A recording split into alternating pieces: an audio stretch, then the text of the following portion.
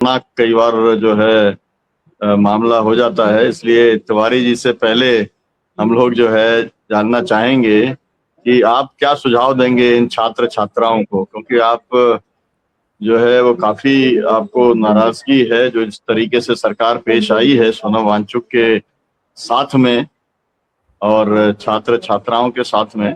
तो क्या सुझाव है आपका, क्या कुछ होना चाहिए, कैसे लोगों को रिएक्ट करना चाहिए? जी सर, हम लोगों का सुझाव तो और पता नहीं कौन लोग देश में मान रहे नहीं मान रहे, सरकार मान रही है ये मैं देख रहा हूँ। और उसने पुलिस कमिश्नर को तत्काल वहां प्रभाव से उसको उन्होंने हटा दिया। 11 महीने पहले, 2 साल के लिए नियुक्ति होती है और 11 महीने पहले उनको हटा दिया। सतीश बालसा जी को उन्होंने हटा दिया और नई जिम्मेदारी यूपी कैडर के हैं अनुराग कुमार जी, उनको उन्होंने सौंप दिया है। और उनके ऊपर शायद आरोप यही लगा है कि आप हैंडल नहीं कर पा रहे हैं कायदे से और अपने अधिकारियों की आप तबादले ठीक नहीं कर रहे हैं और आप देखभाल, और आपके ही नेतृत्व में यह आंदोलन यहाँ तक बढ़ पाया, इसको लेकर के उन्होंने कर दिया है, करा है। और उसके बाद क्या कहा जाए, अपोजिशन के लोग जो वहां जा रहे हैं समर्थन देने के लिए, वो कैसे समर्थन दे रहे हैं, क्या उनकी याददाश्त है, क्या उनका चिंतन है। अरविंद केजरीवाल जो कि शिक्षा का मॉडल माना जाता है, उसको वहां जाके कह रहे हैं कि उनको हटा करके सोनम वांगचुक को आप शिक्षा मंत्री बना दीजिए। माने सोनम वांगचुक शिक्षा मंत्री हो जाएंगे मोदी सरकार में। अरे भैया, तो फिर खैर वो तो अलग की बात है। लेकिन ये है कि वहां पर यही कारण था कि वहां पर वो जो लचर व्यवस्था थी, हम जब वहां गए थे वहां पर भी अंदर जिस तरीके की मिलिटेंसी चाहिए थी उस तरीके की मिलिटेंसी सोनम वांगचुक के इर्द गिर्द नहीं थी। अच्छा, जबकि ये मालूम था कि उनको हटाया जाएगा, उनको उठाया जाएगा, आंदोलन खत्म करने के लिए कुछ भी किया जा सकता है, उसके अपेक्षा जो मिलिटेंसी हो सकती थी, जो अपने भैया विद्यार्थी संगठन है, ये वाम संगठन है, हम उनको देखेंगे, बल्कि उनका अपना बेड़ा बांध करके बांस के अंदर, बल्ली के अंदर एक सामान्य तरीके से उनको बैठाया गया था। वो सब बैठे थे और उनके इर्द गिर्द दफली उफली लेकर के पूरा अपना तामझाम अपना लेकर के जंतर मंतर का सही माने में तो वो पूरी बैरिकेटिंग उन लोगों ने पूरी बैरिकेटिंग बाहर से की थी। और शायद यही कारण है कि वो जो पुलिस प्रशासन ने अपना समझा कि हम इधर से तो हम उधर नहीं जा पाएंगे, तो इधर का रास्ता उन्होंने छोड़ दिया और जो पिछला दरवाजा है पीछे तरफ से अपना, जहाँ की वो पुलिस प्रशासन की गाड़ियां थी और सब कुछ था, उधर उनको बाहर लेके चले गए। और अगर वो लोग इधर से आते तो उनको तगड़े रेजिस्टेंस का उसको सामना करना पड़ता। और शायद यही कारण था कि इन लोगों को भी उठाने की कोशिश तो उन्होंने किया, लेकिन यहाँ पर अपना रेजिस्टेंस हो गया। तो जब हम ऐसे आंदोलन करते हैं तो उसके लिए एक मिलिटेंसी के साथ उसका एक रक्षा कवच भी उसका तैयार किया जाता है। लेकिन तो हमको लग रहा है कि ये जो ये कांग्रेस जनता पार्टी है, अभी तो कि बच्चे हैं, अभी इनको कोई अनुभव इस तरीके का है नहीं, लेकिन खैर अभी लोग सीख रहे हैं आगे। तो आने वाले दिनों में जितना मोबिलाइजेशन ऑलरेडी हो चुका है और खास करके वामपंथियों का अगर मोबिलाइजेशन है तो इतना तो निश्चित है कि इनके साथ संख्या ये क्वांटिटी हो ना हो हम उसकी बात तो नहीं कर सकते, लेकिन क्वालिटी होगी। जितने भी लोग होंगे मिलिटेंसी के साथ अंतिम दम तक संघर्ष करने के लिए लोग जुटेंगे। और 20 तारीख का इनके यहाँ भी निश्चित रूप से वो है और होगा। और ये खास करके समाजवादी पार्टी के सांसद गए हैं, उसका असर पाड़ा है कि बनारस में परसों एक दिन का पूरे दिन भर ये समाजवादी पार्टी के कार्यकर्ता दिन भर अगर अनशन पर बैठे रहे तो ये अपने आप में बहुत बड़ी चीज होती है। और उन लोगों ने पूरे दिन भर वहां पर अनशन किया है अपना शास्त्री घाट पर। तो इसका मतलब है कि मोबिलाइजेशन नीचे तक है, सारे संगठनों का भी है, राजनीतिक दलों का भी है, उनका हो चाहे ना हो, कार्यकर्ताओं का है। सारे कार्यकर्ता नीचे से ऊपर तक आंदोलित है और 20 तारीख को निर्णायक होगा निश्चित रूप से दिल्ली की सड़कों पर। अगर ये लोग नहीं मानते हैं 20 तारीख तक और अगर ये सोचते हैं कि हम उनको कफन में वो लपेट करके खत्म कर दें, तो ये निहायत इनकी गलतफहमी है और उसका असर दिखाई पड़ेगा। जी सर। जी, बहुत शुक्रिया आपका। मुझे ऐसा लगता है कि इंडिया गठबंधन को और देश की सिविल सोसाइटी को 20 तारीख को कॉल देना चाहिए। लोकतंत्र बचाओ और मोदी हटाओ का कॉल दें या फिर जो है लोकतंत्र बचाओ, धर्मेंद्र प्रधान इस्तीफा दो का कॉल दें, लेकिन ये कॉल जो है ये पॉलिटिकल पार्टीज की लीडरशिप से जाना चाहिए, जिन्होंने जाकर के वहां पर समर्थन देने का काम किया है वो, और जो भी सिविल सोसाइटी के लोग वहां पर गए या जो फिल्म इंडस्ट्री के लोग गए, वो लोग भी अगर इस कॉल में शामिल रहें तो जरूरी नहीं है कि जंतर मंतर पर जाया जाए, लेकिन अगर देश के स्तर पर ये बात होती है तो वो जंतर मंतर से ज्यादा महत्वपूर्ण होगी। आप व्यास जी, आपने सभी पैनलिस्टों की बातचीत सुनी है। आप क्योंकि प्रशासनिक वरिष्ठ अधिकारी रहे हैं, तो आपका वो भी एक समझदारी भी और एक नजरिया भी स्वाभाविक तौर पर वो आपके साथ में रहता है। तो एक तो ये एक प्रिकॉशन का सवाल है। प्रिकॉशन का सवाल ये है कि किसी भी स्थिति के अंदर जंतर मंतर पे कोई भगदड़ की ऐसी स्थिति ना बने जो कि एक अप्रिय एक स्थिति बन जाए। और दूसरी बात यह है कि रिप्रेशन भी इस तरीके का कोई ना हो जिससे कि पूरे देश के अंदर एक अलग किस्म का टकराव या तनाव या हिंसा पैदा हो जाए।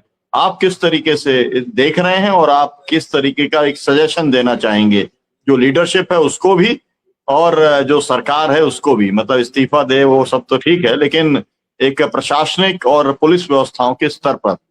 जी जी सुनीलम जी, आपको, राय साहब को, तिवारी जी को नमस्कार। बाकी लोग तो अपनी बात रख करके चले गए, इसलिए अनुपस्थिति में तो नमस्कार कहा नहीं जा सकता, जो तो बिछड़ गए बारी बारी। आपको स्मरण होगा कि कल हम लोगों ने जब चर्चा किया था संसद और सड़क दोनों के बारे में, और अंत आते आते पूरी बातचीत जब जंतर मंतर पर सिकुड़ गई थी, तो मैंने कहा कि जो संवेदन शून्य सरकार होती है, संवेदन शून्य सत्ता होती है, वह सत्ता जिस तरीके से बर्ताव करती है, वह बर्ताव लगातार वो करती रही है और वही बर्ताव करेगी, उससे और कोई आप उम्मीद नहीं कर सकते। लेकिन इस घटना के मद्देनजर मुझे 2006 अप्रैल की याद आ रही है। मैं उस समय दिल्ली में ही पोस्टेड था, और आपको भी याद होगा कि मेधा पाटकर जी ने जंतर मंतर पर ही एक अनशन किया था, मतलब एक भूख हड़ताल किया था। क्यों किया था? क्योंकि सुप्रीम कोर्ट ने सरदार सरोवर डैम की हाइट बढ़ाने का आदेश दे दिया था, और उसके कारण डूब क्षेत्र, जिसको मध्य प्रदेश में आप कहते हैं, उसमें और बहुत सारे गांव जद में आने वाले थे। तो उन्होंने अनशन करना शुरू किया। 10 दिनों तक अनशन चला था, लेकिन तत्कालीन जल संसाधन मंत्री प्रोफेसर सैफुद्दीन सोज को सरकार ने भेजा था। उन्होंने बात किया उनसे और कहा कि हम सुप्रीम कोर्ट के पास दोबारा ही नहीं जाएंगे, हम जो रिहेबिलिटेशन के लिए जो ट्राइब्यूनल का फैसला है और जो उसके लिए कमेटियां बनी है रिहेबिलिटेशन और रिसेटलमेंट की, उसमें हम सुनिश्चित करेंगे कि तभी हाइट बढ़ाई जाए जबकि उन सभी लोगों का जो अफेक्टेड है उनका रिसेटलमेंट हो जाए।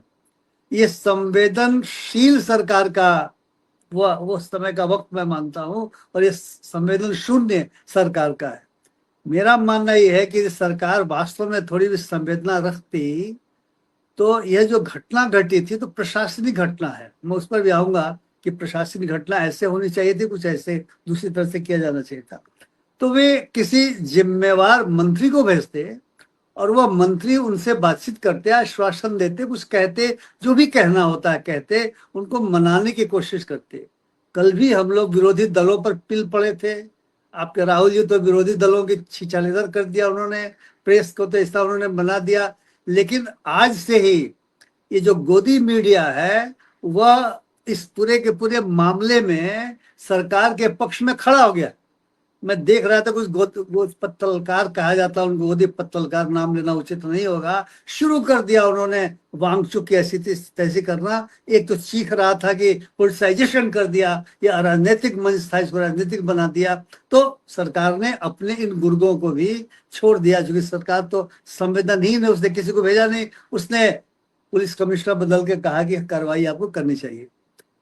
मुझे ऐसे लगता है कि अब संवेदन शून्य सरकार, जिस 20-20 की चर्चा हम लोग इतनी बार कर रहे हैं, वह 20 होने नहीं देगी, और नहीं होने देना चाहिए प्रशासनिक दृष्टिकोण से भी।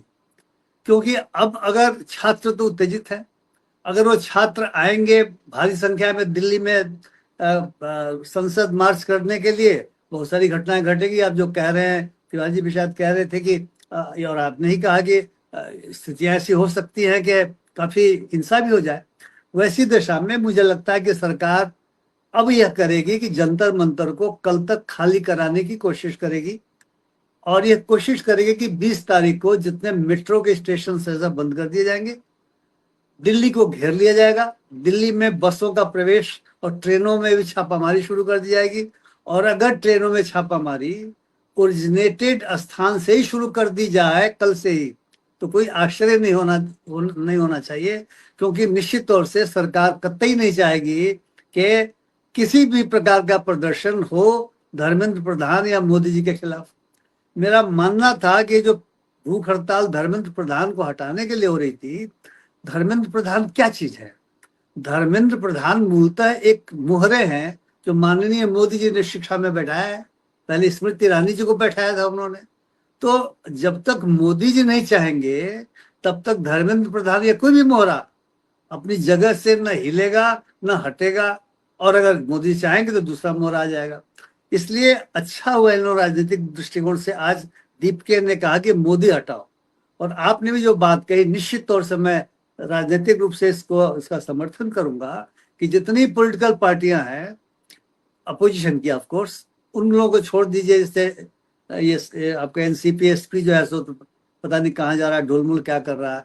तो इन्हें निश्चित तौर से मोदी हटाओ का कॉल देना चाहिए, क्योंकि मोदी हटाओ ही और बीजेपी हटाओ ही इस समय की मांग होनी चाहिए। राजनीतिक दृष्टिकोण से किसानों की ओर से भी होना चाहिए। आप लोगों ने बहुत कहा कि हम अराजनैतिक हैं, लेकिन आपको मोदी हटाने का नारा देना चाहिए, छात्रों को देना चाहिए, इन सिविल सोसाइटी के लोगों को देना चाहिए, पॉलिटिकल पार्टी को देना चाहिए।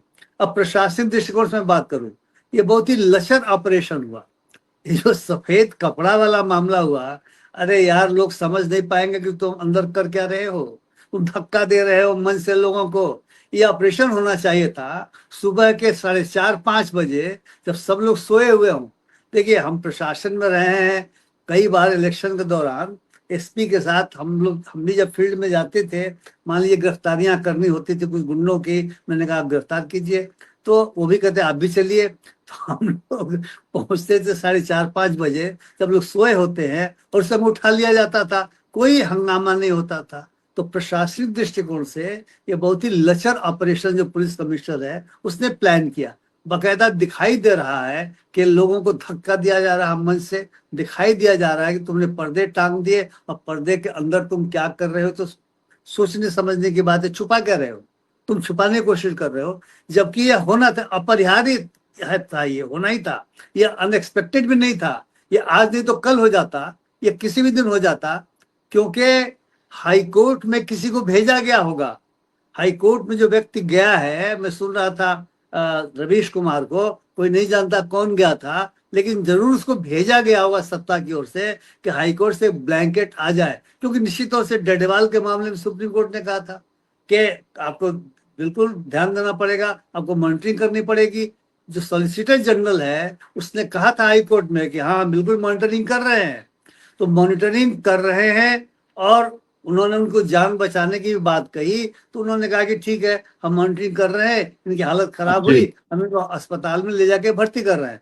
सुपरिंटेंडेंट का बयान आया है, इनका इलेक्ट्रोलाइट इम्बैलेंस केवल हुआ है, सोडियम पोटेशियम में कमी हुई है, तो उसके लिए पानी चढ़ाया जाएगा। और कह रहे हैं कि सभी वाइटल ऑर्गन्स उनके ठीक है।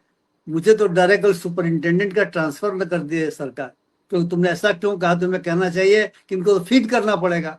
याद कीजिए, क्रांतिकारी जब जेल में अनशन करते थे अंग्रेजों के समय में, उनको पकड़ के जबरदस्ती फीड किया जाता था। रोशन सिंह का केस बहुत महत्वपूर्ण है, फीड किया जाता है। यतीन नादास को तो 100 से ज्यादा दिनों तक रहे और फीड नहीं किया जा सका, जो कि बलशाली थे, मर गए, उनकी मृत्यु हो गई।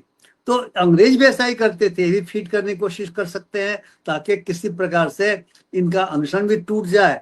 इसीलिए गीतांजलि जी कह रही है कि बिना हमसे पूछे कुछ चीज मत कीजिए, लेकिन सरकारी चीजों को कर सकती है।